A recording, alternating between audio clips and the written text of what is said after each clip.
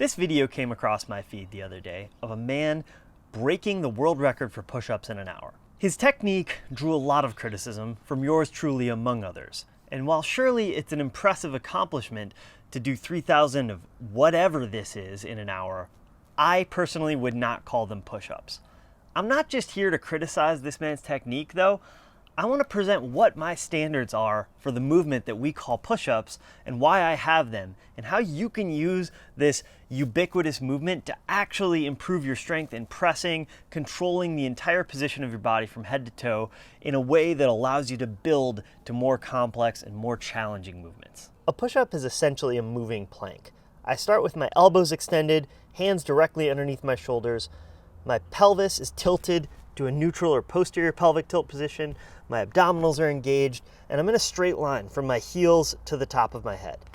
I maintain that body position as I bend my elbows where they stay close to my body.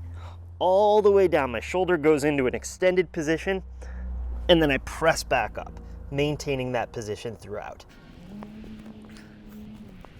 Let's start with the shoulder. Our world record holder had his hands out wide, and that's something I see a lot when I watch people do push-ups. Even if they do a relatively good job of keeping their body still, they'll have their hands go out wide.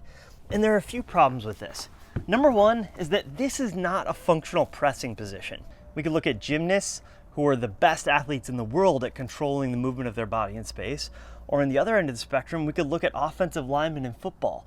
In both of these jobs, the athlete needs to press with the most possible force, controlling the position of their own body. An NFL offensive lineman is going to employ whatever technique allows him to create the most force to move his opponent across the line of scrimmage. When you watch offensive linemen block, their hands are not out wide like this. They have their elbows in tight. When you watch a gymnast do a high-level skill such as a press to handstand or a ring dip pressing through on a muscle up, their elbows again are not out wide. That's a weak position and an unstable position for the shoulder. In the physical therapy clinic, when we do tests for shoulder impingement and instability, we actually test in a position like this for one of the tests that we do. So the last thing I want to do is dump my shoulder into an impingement type position and then rep out a lot of push-ups. We want to keep the elbows in because that's the most stable position for the humerus to go into flexion and extension. That's going to allow me, as I go into and out of pressing, to retract my scapula and pull it back, allowing the scapula to downwardly rotate, twisting down and in, moving in towards the spine, and create space for the humerus to go back so I can get into a true shoulder extension. If my arm is going out wide, I'm going into more of a horizontal abduction position, and I'm going to be very limited in the range of motion I can actually get to. That leads us into our next point, which is range of motion. Push-ups occur in what I would call mid-range of the human shoulder. If we think of shoulder extension, maximum shoulder extension being getting my elbow back as far as I can behind me, the deepest I could get into would be in something like a dip or a ring dip position, or even a German hang in a skin the cat type movement. The furthest overhead I'm going to get is usually going to be around 180 degrees. Push-ups occur between 90 degrees of flexion and about 60 degrees of extension. So we're roughly in the middle of the range, tilted a little bit more towards extension. When I'm doing push-ups, I want to make sure that I'm allowing my elbows to get behind my body, expressing that shoulder extension, and then pressing back to fully extend the elbows and protract the shoulder blades. Let's talk about what the rest of the body does while your shoulder and elbow are doing the work of the push-up.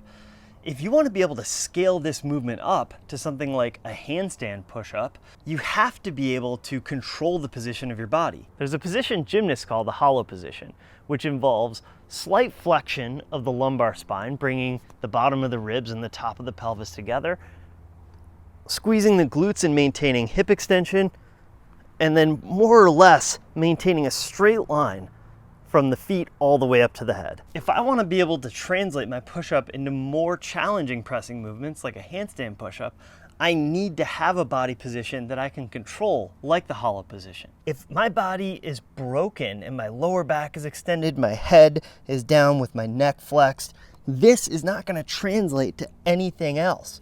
If, however, I can maintain a hollow body position throughout the movement, that's going to translate to more challenging tasks like handstand push-ups. You may watch this and say, that's great for you, but I can't do a push-up like that.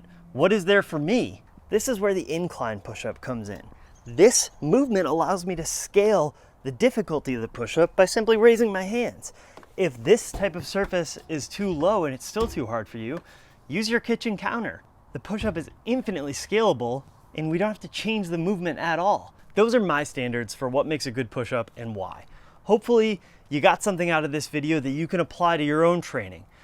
Whatever you do, give it a try, leave a comment below, let me know how it goes, and we'll see you next time.